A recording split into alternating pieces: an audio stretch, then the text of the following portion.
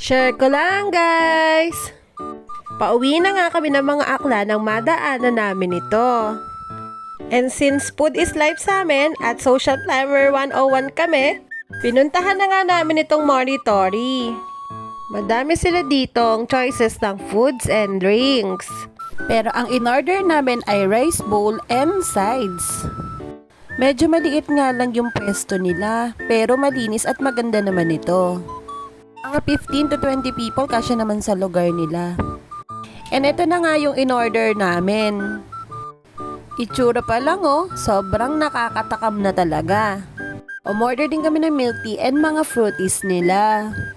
Na-amaze din kami kasi yung mga meat nila malalambot talaga. Kaya ano pang iniintay nyo, puntahan nyo na to. Dito lang to sa may SM Cubao sa gilid. Katapat siya ng Ali Mall. And lagpas lang siya ng konti sa may Jayco. Kaya ano pang iniintay nyo, puntahan nyo na. Bye!